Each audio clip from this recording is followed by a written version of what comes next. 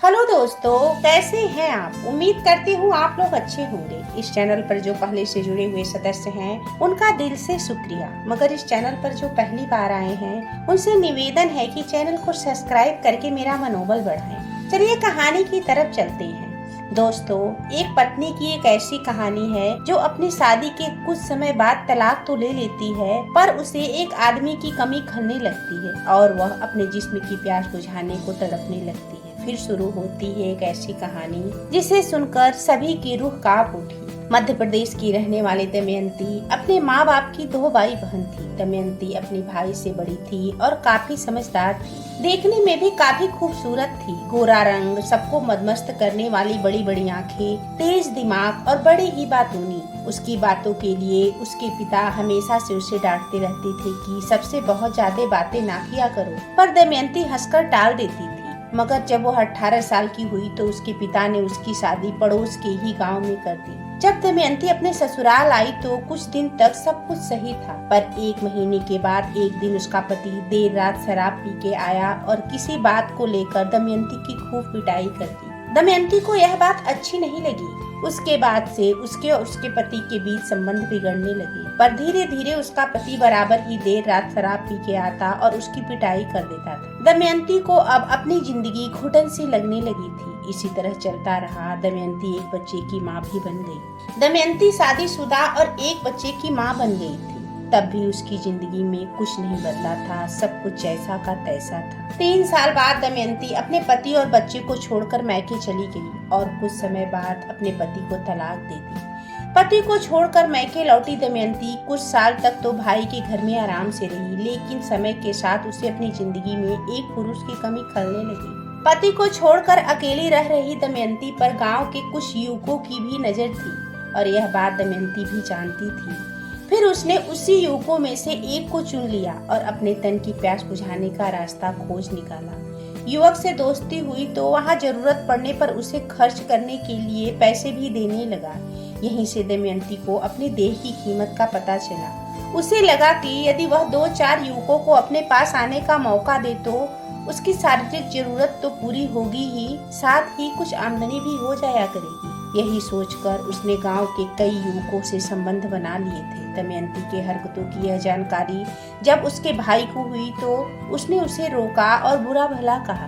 दमयंती ने भाई का घर छोड़ दिया और खुद गांव से बाहर एक झोपड़ी बनाकर रहने लगी। चूँकि यह झोपड़ी दमयंती की अपनी थी तो वह जिसे चाहे उसे वहां मिलने के लिए बुला लिया करती थी। इसके अलावा उसने दिखावे के लिए वहाँ एक छोटी सी दुकान भी लगा ली थी। वक्त के साथ दमयंती की उम्र बढ़ने लगी थी, इसीलिए गांव के युवकों ने उसमें दिलचस्पी लेनी कम कर दी। जो उसकी उम्र के थे वे घर परिवार वाले थे। सो जब दमयंती के पास आने वाले मर्दों की संख्या घटने लगी तो दमयंती ने नया दाव खेला। उसने कम उम्र के लड़कों को शारीरिक संबंध का चस्का लगाना शुरू किया। गांव का एक लड़का रुपेश भी दमयंती की इस योजना का शिकार 16 साल की उम्र में ही बन गया, क्योंकि उस वक्त तब रुपेश के मन में शारीरिक संबंध के प्रति एक नया ही नशा था।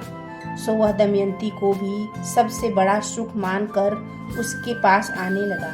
दमयंती इश्क तो किसी से करती नहीं थी, उसके लिए तो यह काम भी पैसा कमाने का जरिया था।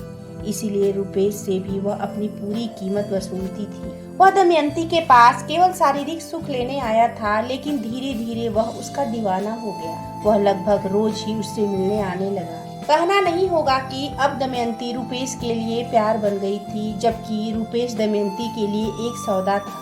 इसीलिए वह आए दिन उससे पैसे की मांग करती रहती थी। रुपेश भी उसे यदा कदा खर्च के लिए पैसे देता रहता था।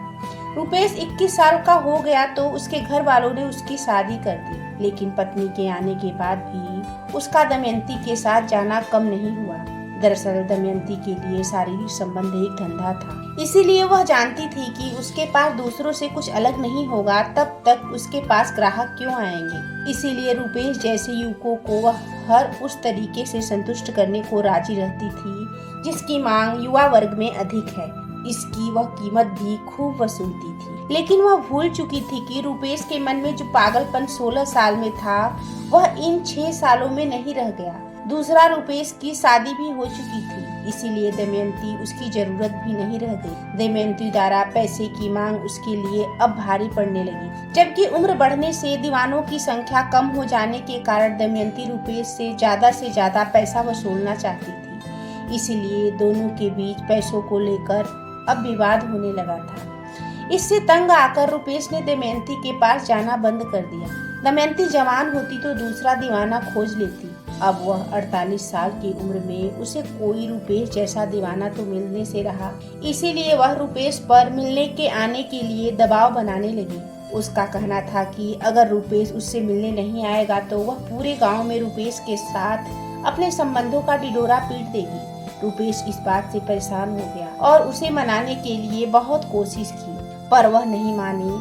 उसे बार बार धमकियां देती रही। तब उसने अपने दोस्त के साथ मिलकर दमयंती की आवाज हमेशा के लिए खामोश करने की ठान ली। यह योजना बनाकर दोनों दोस्त शाम दमयंती के पास पहुंचे, जहां उसे कुछ रुपए देकर दोनों ने बारी बारी से पहले तो दमयंती के साथ संबंध बनाए, फिर साथ में लाई जानवर बांधने की रस्सी से उसका गला दबाकर हत्या कर दी। लाश को वहीं चारपाई के नीचे डालकर घर आ गए। चूँकि दमयंती गांव में बदनाम थी, इसीलिए उसके गांव में न दिखने पर भी किसी ने न तो उसकी चर्चा की और न ही खोज खबर ली। दमयंती की हत्या का पता उस समय चला जब उसकी लाश सड़ जाने के कारण फैल रही बदबू से लोग परेशान हो गए और उन्होंने पुलिस को खबर। सूचना मिलते ही पुलिस टीम के साथ घटना स्थल के लिए रवाना हुई। उसके वहां पहुंचने से पहले ही काफी भीड़ वहां जुटी हुई थी। थाना प्रभारी ने भीड़ में मौजूद एक व्यक्ति से इसके बारे में बात की। उस व्यक्ति ने बताया कि हम गांव वालों को काफी दिनों से आसपास से अजीब सी दुर्गंध आ रही थी। हमें लगा कि कोई जानवर मरा होगा, उसी से बदबू आ रही होगी, किंतु ऐसा नहीं था कि यह बदबू तो दमयंती नामक महिला की झोपड़ी से आ रही थी। पुलिस द्वारा तुरंत मौके पर बारीकी से निरीक्षण किया गया। वहां चारपाई के नीचे दमयंती की लाश पड़ी थी, जो पूरी तरह से सड़ चुकी थी। मामले की गंभीरता को देखते हुए थाना प्रभारी लाश को देखने के बाद यह तय कर पाना काफी मुश्किल था कि मामला स्वाभाविक मौत का है या हत्या का। पुलिस ने शव को पोस्टमार्टम के लिए भेज दिया, जिसके बाद गांव वालों से पूछताछ शुरू की। पोस्टमार्टम रिपोर्ट के आने के बाद पता दमयंती की मृत्यु गला घोटने से हुई थी, जिसके बाद थाने में पुलिस ने अज्ञात के खिलाफ हत्या का मामला दर्ज कर जांच प्रारंभ की। उन्होंने सबसे पहले गांव वालों से पूछताछ की। चूँकि दमयंती अकेली रहती थी और काफी समय से गांव से बाहर रहती थी, कोई जानकारी नहीं मिली। तब पुलिस ने अपने मुखबिरों को सक्रिय किया तो पता चला कि दमयंती कोई काम नहीं करती थी। वह केवल एक छोटी सी किराने की दुकान लगाकर अपना गुजारा करती थी, जो कि काफी नहीं था। पुलिस को पता चला कि वह इस दुकान की आड़ में अपना जिस्म बेचकर गुजारा चलाया करती। जांच के दौरान पुलिस को इस बात की भी जानकारी मिली कि दमयंती की झोपड़ी में बिजली नहीं थी। उसे अपने काम के लिए प्राकृतिक रोशनी पर ही निर्भर रहना पड़ता था, जिस वजह से वह अपने पास टार्च या मोबाइल तो रखती ही होगी। लेकिन पुलिस को ये दोनों ही सामान मौके पर नहीं मिले। इससे शक हुआ कि शायद मोबाइल और टार्च दोनों ही हत्यारे ने अपने साथ ले गए होंगे। इसलिए उन्होंने जांच के परिणामों को गांव वालों के बीच फैलाना शुरू कर दिया। इसका नतीजा भी जल्द ही सामने आ गया, जब 2 दिनों के बाद गांव में एक जगह पर दमयंती की टार्च पड़ी मिली, जो हत्या के बाद से ही गायब थी। टार्च जिस स्थान पर मिली, उसके आसपास रहने वाली की सूची तैयार करवाई गई। इनमें से कौन दमयंती से रात में मिलने आया करते थे, इसमें से एक नाम सबसे पहले आया 22 साल का रुपेश। भले ही दमयंती से आधे से कम उम्र का था, पुलिस ने रुपेश के मोबाइल के फोन का कॉल डिटेल निकलवाई, जिससे पता चला कि रुपेश और दमयंती के बीच अक्सर फोन पर काफी देर तक बातचीत होती रहती थी। इतना सब कुछ जानने के बाद पुलिस ने रुपेश को हिरासत में लेकर पूछताछ की और उसने सब कुछ सही बता दिया। पुलिस ने उसे जेल में डाल दिया। दोस्तों, अगर कोई तलाकशुदा औरत है तो उसे अपनी जरूरतों को पूरा करने के लिए क्या करना चाहिए, इस पर अपनी राय जरूर दीजिएगा। और दमयंती ने क्या सही किया या उसके साथ जो हुआ वो सही था, इस पर आपकी क्या राय है, कमेंट करके जरूर बताइएगा। चैनल को सब्सक्राइब करके बेल आइकन को